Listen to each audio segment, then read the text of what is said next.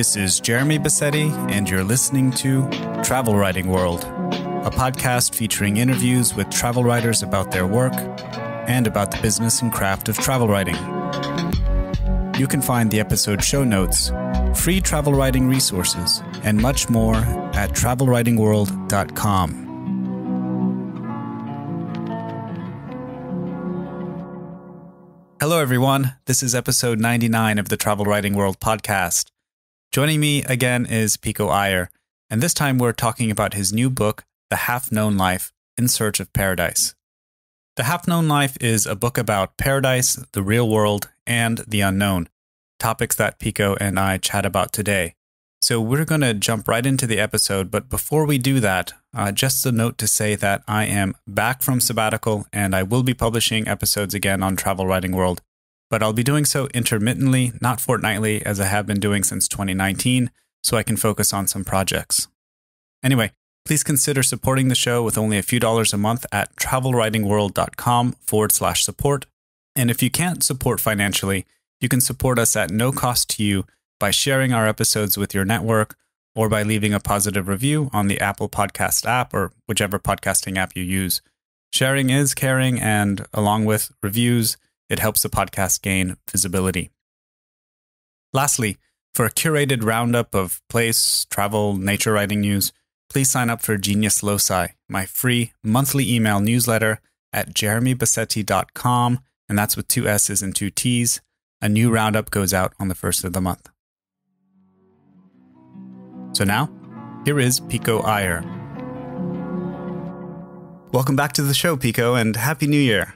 Thank you, Jeremy. So nice to talk to you again. And the sun is flooding through my little apartment in Japan, so it really does feel like a Happy New Year. Nice. And so you're in Nara?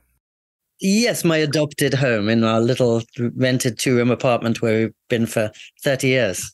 So your little slice of paradise, I think, in a topic that we'll talk about today. Exactly, yes. Your new book is The Half-Known Life: In Search of Paradise. So paradise is an idea that we find in so many cultures around the world, and it holds a central place in many of the world's greatest texts.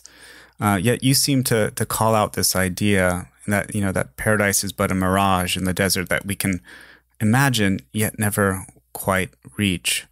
So my question to you is, why do you find yourself reaching towards this idea of paradise? Why is it so gripping? Well, as I was listening to you, I suddenly was remembering we're talking in the context of travel today. And I don't think this has quite struck me before, but anyone who travels goes between one place and another that is presented as paradise. And as you know, I've been lucky enough to travel now for 48 years. So whether I'm in Tahiti or Bali or the Seychelles or Tibet, all the posters around me are telling me they're paradise.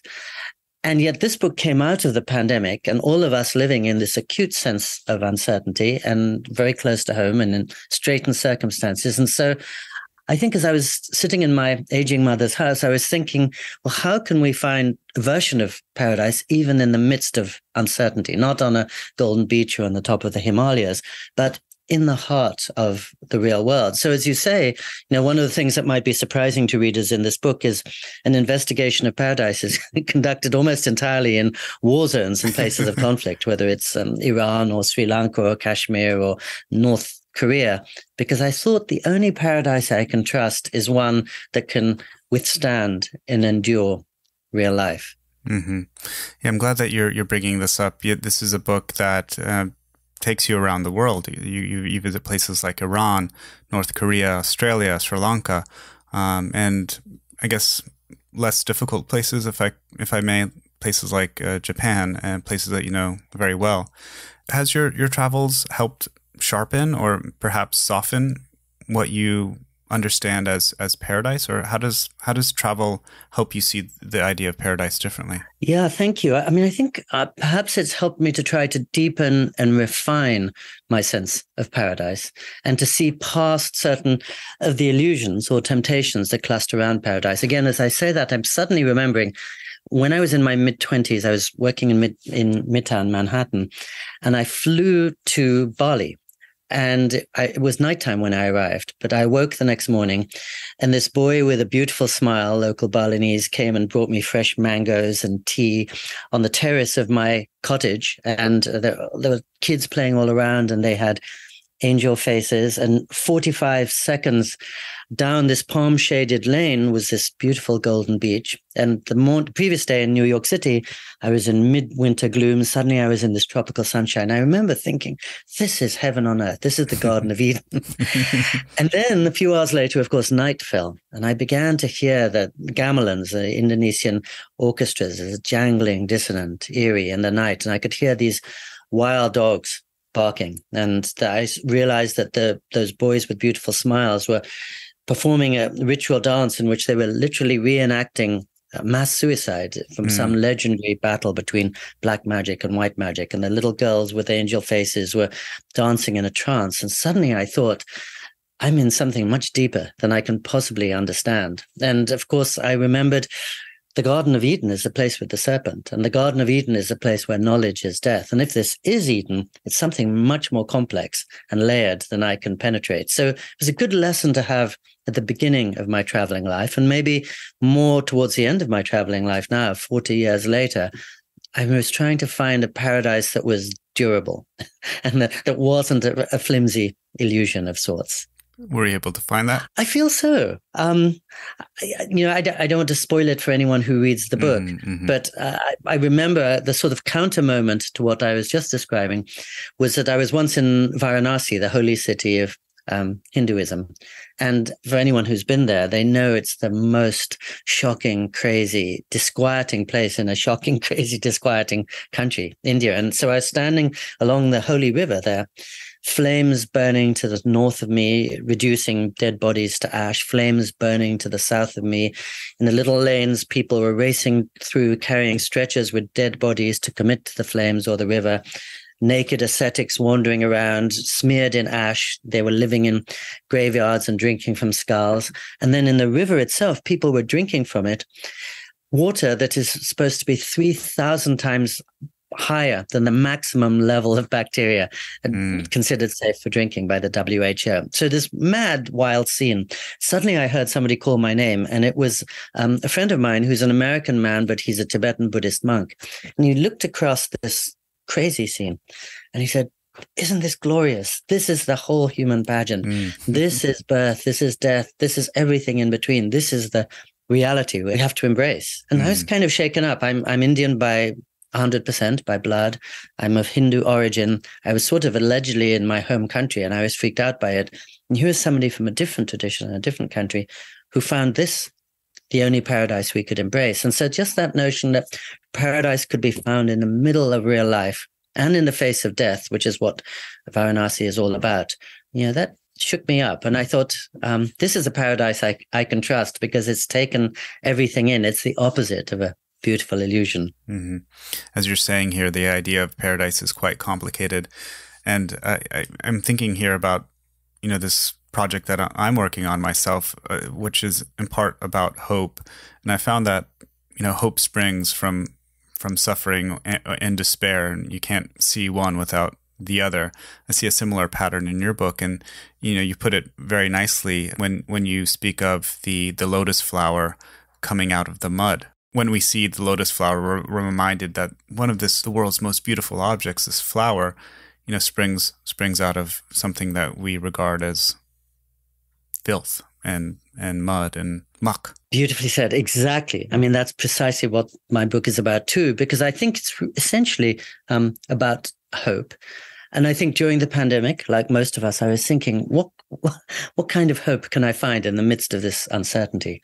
And I thought it's only going to be a hope that's not about turning away from the world, but actually traveling into it. And as you know, right at the beginning of this book, I cite a line from Seamus Heaney, the great Nobel Prize-winning poet from Northern Ireland. And when he saw Nelson Mandela released from prison after 27 years, he delivered this famous line, once in a lifetime, hope and history can rhyme.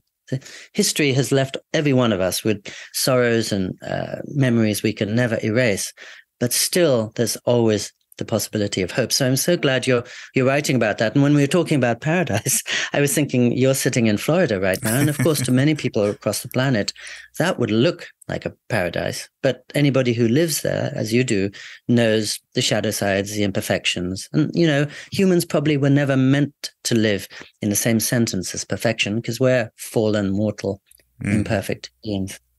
Just before we were recording, we were speaking a little bit about the Dominican Republic, and you're reminding me about my cousins who I've caught on a number of occasions saying to themselves, I believe, I live where you go on holiday, or I live where you vacation, yet around the corner, from the manicured gardens and the palm trees, we find squalor and decay and suffering and poverty. It seems like that paradise-like hope only makes sense when we consider its opposite, which is usually not too far away. Yeah, exactly. Because you could probably say the same thing to your cousins in the Dominican Republic, and they probably are keen to come to Orlando or Florida for a holiday. And there's, I'm sure, plenty of difficulty and even poverty around the corner. So exactly as you say, I remember going to Ladakh, which is one of the chapters in the book, as you know, and it high up in the Himalayas, and it really does seem a very calm, content, self-possessed place, relatively untroubled by the world. So having come upon this kind of Shangri-La, first I thought, well, what do I have to bring to it? The only thing I can bring to it is probably corruption of a kind. I could be tampering with this relatively peaceful place. And the other thing was, just as with your cousins, of course, the kids I was meeting in Ladakh said, oh, yeah, we know all about Shangri-La and paradise. It's that place called Santa Monica. Or maybe they could say the same about Florida or New York City. And understandably, they had plenty of a landlocked place full of traditional Buddhist customs. They were hungry for what's new and cutting edge and connected with Taylor Swift. So, yes, I mean, that's how paradise is so often a projection. And I think as a traveler, almost anywhere we go, if we find it beautiful, it's useful to talk to a local who probably has other ideas and whose notion of beauty may well be connected with the place we've left. Yeah, and in the chapters that deal with Sri Lanka, we see this, but we also see another side here in this idea of the conflation between paradise and, political narratives, or I don't know what to call it except for, nostalgic narratives or Edenic narratives where political stories that call attention to an idealized or a pure past that some politicians believe can be reclaimed. I think one of the points that you raise in the book, and it's one of the, nice, very complicated, or nuanced, I should say, ideas of this book is that these narratives or kind of these visions of paradise kind of distract us from the present. The ideas of the past or the future are distracting us from the here and now. And you mentioned Buddhism throughout the book, and I'm wondering if one can see in Buddhism an antidote to the poison of these narratives. Oh, well, I love what you just said. I mean, that's perfect, and you took the words out of my mouth. But yes, I'm not a Buddhist, but I think they are aiming to address the illusion or the notion that paradise exists only in the past or in the future. As you probably know, I've spent 48 years now talking and traveling with the Dalai Lama, who's almost at the center of this book. And for him, I think the only paradise that exists is right in the heart of the here and now, right here. This is our moment when we have to make this as close to paradise as possible, not playing games with our minds, either with nostalgia or wishful thinking about the future. But right now, just the way the Tibetan monk was doing when I met him by the river in Varanasi. And as you say, in Sri Lanka, the two things I notice are that my paradise will never be yours, and that anyone who's found a paradise is probably going to clash with his neighbor because her idea will be different. And secondly, arguably, as you suggested, Sri Lanka's tragedy is that it's always seemed like an Eden. And so the Portuguese, the British, the Dutch, all kinds of other forces have come in trying to lay claim to paradise. And that's made it even more of a mess than it might be otherwise. Right. I think for me, the central thing in the Sri Lankan chapter in some ways is the Catholic monk from Kentucky, Thomas Merton. And one thing I love is that after 27 years in his monastery called Gethsemane, he finally got a chance to travel to Asia. And he arrived in Sri Lanka and he traveled out and he saw these Buddhas. And a Catholic monk looking at these Buddhas found what he regarded as his realization, his peace, the answer to even the questions he hadn't been asking. And in fact, 4 days later, he died through an electrical accident in Bangkok. But like most of us, I feel that the world is ever more divided, even though it's more connected than ever before. And so as I was thinking back on these travels, I think like anybody, I was trying to think what unites us. And the notion of a Catholic monk who has the honesty and courage to find the answer to his inner questions in Buddhism, having met the Dalai Lama, who's a Buddhist who loves to give talks on Christianity, I was looking for these figures who can look beyond their boundaries and see the truth of traditions that are not their own. So in the middle of the war in Sri Lanka and everything that, as you said, Sri Lanka has suffered for centuries, I was alighting on this lone figure of a Catholic monk so moved by the Buddhist statues. And I thought maybe that's something that any of us can gain, which is the understanding to learn from a tradition not our own. Mm-hmm. I love that. When you're referencing united and division and being divided, I'm thinking here about the book's title, The Half-Known Life, which comes from another great writer from Melville. And I was wondering if you could maybe spend a moment to talk about what he said about the half-known life. Yes, and so Melville features many times in this book, partly because I think of him as the great traveler. But what was haunting about Melville was he was looking for something he could never find. He was trying to find God. He was trying to come to terms with the devil. He was looking for some essential answer at the deepest soul of the world, which really is very hard for anyone to come upon. And so, yes, in that sentence from Moby Dick, which was keeping me company during the pandemic, he suggests that we shouldn't leave home on a quest because that way lies disaster, disappointment, whatever. And Melville, of course, spent the last decades of his life just walking the streets of Manhattan, unknown, forgotten, and frustrated. I think he almost lost his mind looking for God. I take a slightly different. So his notion was stay at home to avoid the disappointment of finding or not finding what you're seeking. But I love that notion, the half-known life, because it seemed to me that what we don't know is what defines our lives. And in fact, many of our deepest, happiest moments come from what we don't know, when we're in love, when we're transported in front of the Potala Palace in Lhasa, when we're having moments of great faith, when we're in the zone, when we're moved in ways that we can't explain to ourselves. All that, I think, is the half-known life too.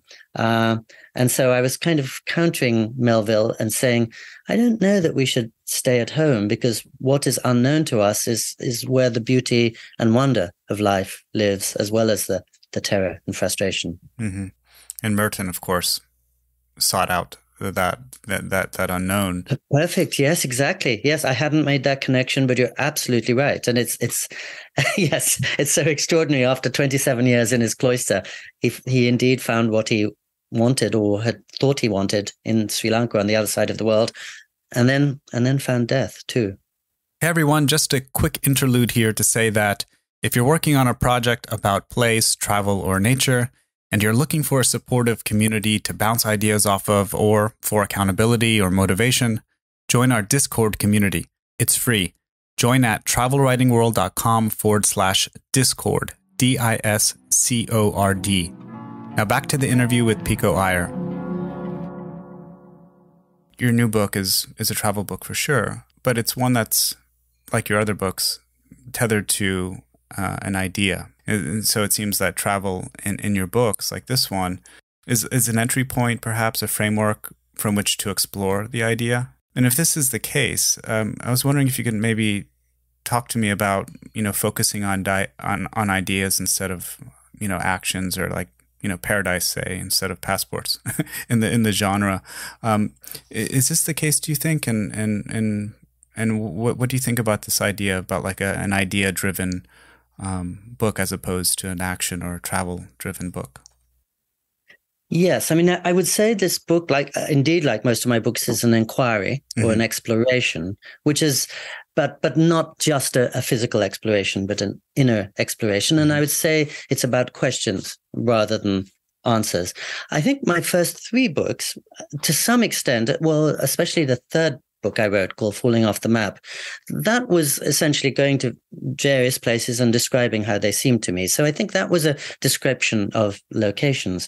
But as you can see in this book, I take out most of the dates and I take out most of the facts. So in each place, I'm using it as a kind of parable to launch a question, essentially, that because partly it goes back to the half-known idea, which is that when I'm at home, I think I know everything about Iran or North Korea because I've heard about it on the news. And as soon as I confront the human reality, I see that I don't know a thing. And so for me, travel is largely about not you move towards certain kinds of knowledge, historical, cultural, human, but really you're moving into a rich and humble sense of all you don't know and perhaps can never know. So I don't want to be presumptuous. And in this book, I would say I'm not giving the reader a great sense of what Iran is, but I am trying to give her a sense of the questions that will come to her if she does happen to go to Iran, that more than in any other place. So I don't think there's any right or wrong in writing or travel writing, but I do think the travel writers I admire are the ones who are driven by a quest or an obsession. So I think, for example, of The Snow Leopard by Peter Matheson. And on the surface, it's a wonderful book because it shows us a part of Nepal, Dalpo, that almost no Westerner had been to when Matheson wrote about it in the 1970s. But really the heart of that book is Peter Matheson has just lost his young wife to cancer. And so it's a journey into grief and loss and rage. And as he's traveling among these Buddhist places that are telling him about illusion and suffering and impermanence, these are not abstract questions for him. These are the questions he most needs to deal with because he can't rest for them. And so every I think great travel writer that I seek out is pursuing a question more than a destination. And it doesn't necessarily have to be an idea, but something very close to their heart that they want to figure out. And of course, Melville's another good example. He began by writing travel books about his expeditions in the South Seas. And the readers of his time stopped reading him when he wrote about deeper explorations. What's the meaning of life? Does God exist? How should we be living? But all these years later, I think most of us read Melville only for things like Moby Dick and for the deep stuff. We don't need to know what the South Seas looked like in 1847. So I think travel writing has to be animated by, let's say, an obsession. Specifically speaking here, do you remember how this idea or when this idea of paradise gripped you enough for you to want to write about it? So in this case, the idea came long after the travel. So in fact, it came in the middle of the pandemic. And that was a time to think, how can we make a better life, a better self, a better world in the middle of such challenge and anxiety? And so sitting at home in my mother's house for months on end in the pandemic, I was in some ways trying to see what my 48 years of travel had added up to. And paradise seemed a nice way to think through some of the places I'd been. And to speak to your previous question about travel writing, in the case of, for example, Iran and North Korea, I had written long, very detailed, textured accounts of those places as I traveled through them. And when I went back to write about those places in the book, as I say, I took out most of the fascinating details I'd collected, and I just used each one as a means to an end. So, for example, to anybody who goes to Iran, the richest, most beautiful place is Isfahan, really the cultural center. And that was probably the single most dazzling place I visited in Iran. And you won't find it mentioned once in my entire book or my long chapter about Iran. So in the process of writing, I was taking away things that might be diverting or pleasing or exciting and trying just to create some very single focused inquiry. That's why we love. But the idea of paradise. Sorry, that's a long answer to your question. But the idea of writing this book around paradise came to me 2 years ago during the pandemic, or 3 years ago during the pandemic. But later, I remembered the first chapter of my first book, really, 36 years ago, was musing on issues of paradise. The very first column I ever wrote for Time magazine in 1986 was about the meaning of paradise. So clearly, this has been something at the back of my mind forever, but I chose to bring it to the front of my mind during the pandemic. Mm-hmm. As I think about your older books and your story, really, you often write about California as the paradise with the Grateful Dead and all your friends back at boarding school wanting to know more about the freedom and the paradise on the western coast. Yes. So that's interesting connection. I'm getting threatened here that we're running low on time, and I want to ask you one final question. What books or authors are commanding or calling your attention lately? So many. It's interesting. I was thinking just yesterday how, in the context of travel and in the context of writing, the people I really love, and I just mentioned Peter Matheson, he's one example, are the ones who never stop reading. And I was thinking that in the older generation, on both sides of the Atlantic, two of the great travelers were Paul Theroux and Jan Morris, and they're famous for traveling everywhere and for writing a huge amount. But I think deep down, the reason we read them so much is that they read so much. They were interested in everything. Paul Theroux never stops reading. And Jan Morris's every sentence is infused with the variety of her reading. So insofar as this is travel writing world, and probably some of the people listening are people who are beginning a life as a travel writer, I would say the only mandate, apart from writing a lot every day, is to read a lot every day. So when you ask me the readers who are currently commanding my attention, there are almost too many to mention. I almost entirely read fiction, and Lauren Groff from Florida, writing sometimes about Florida, is one of the great transports of recent times for me. Elizabeth Strout, the novelist, her books are so close to life, I don't even know what to do with them. But wonderfully, just yesterday, I completed maybe the most exciting travel book I've read for a long time by a young Scotch writer from near Edinburgh, I think, called Cal Flynn, who wrote this book called Islands of Abandonment, which probably fits in the travel writing category. But what she did was travel to no man's lands across the world, from inner Detroit to the Chernobyl exclusion zone, to places that have been ravaged by volcanoes and war and other things.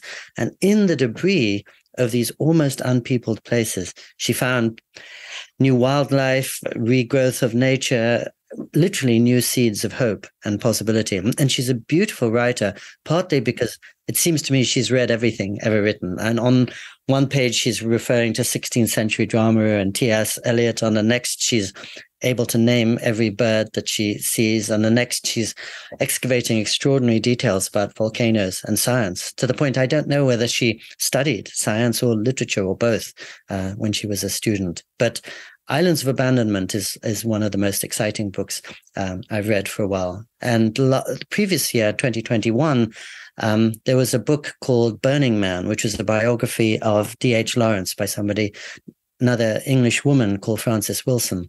And D.H. Lawrence, I think of as one of the great travelers who lived. Everywhere he arrived, on his first day, he would characterize it perfectly, and he did this even with California. On his second day, he'd get impatient with it and move on to the next destination.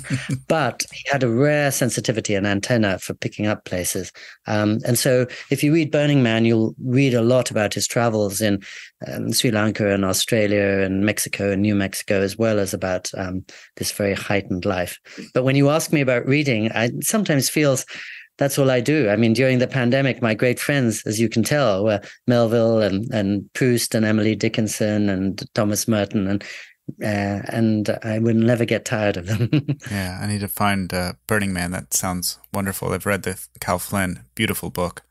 Would you agree? I was bowled over by it. Mm-hmm. It was my favorite book last year, I believe. 2021, I think. 2022. Jeremy, I'm so pleased because I didn't actually know anything about it, and it suddenly got sent to me because I'm about to do an event with her. And I was stunned by it, but I thought, I wonder if anybody else has read it. So I'm so glad that you came upon it. Have you talked to her on your podcast yet? Yes, I spoke with her when the book came out several months ago. Yeah, she's a wonderful, wonderful person, sharp as a tack, and Yeah, beautiful writer. Oh, I'm so glad we converge on that. Well, we have a few minutes left, and I just want to ask you if there's anything else that you wish I would have asked you. No, that's really kind. I mean, as you know, I have too much to say on the subject of travel writing, and I have a lot to say on the subject of my book. I mean, I think I just feel that the world is inexhaustible. I've been traveling much too much in the last 9 months, I would say. And I think anyone who's traveled recently knows that travel's never been so chaotic and crowded as in the last few months. Mm-hmm. And yet I still feel that the world never gets old. And even though I've been traveling for 48 years, I never run out of places to see. Just as the pandemic was beginning, I and my wife were in Antarctica. And I'm mostly an urban creature, so I hadn't been so excited about going there. But it humbled and silenced me with the 1,000 shades of silver and the majesty and scale. And then last year, 9 months ago, I was in Zanzibar, kind of country I never thought I would get to. So I'm very happy when people like yourself and the many that you're encouraging take off into the world to explore it. Because some people will tell you that there's too much tourism, that the world is homogeneous, that you might as well stay at home and see it on screen. And I think there's still nothing to rival encountering the world in all its mystery, in the flesh and in the round. And I think ultimately that's what my book is about, wonder. Just the bewilderment, the delighted bewilderment of confronting the world and realizing it's so much richer than your explanations of it. Mm-hmm. And the book is very rich. It's chewy. I refer to it as it's a very, very, very chewy, meaty book, and the type of book that I love. So thank you so much for writing this and agreeing to come on the podcast again, Pico. Really nice to talk to you again, Jeremy. Thank you for having this podcast and sharing it with the world. And I'm really wishing you joy with your book on hope. I can't think of a worthier topic for all of us right now. You can find the episode show notes and much more at travelwritingworld.com. Please remember to subscribe to the show in your favorite podcast app. And if you find the show valuable, please consider leaving a review or supporting the show with only a few dollars a month at travelwritingworld.com/support.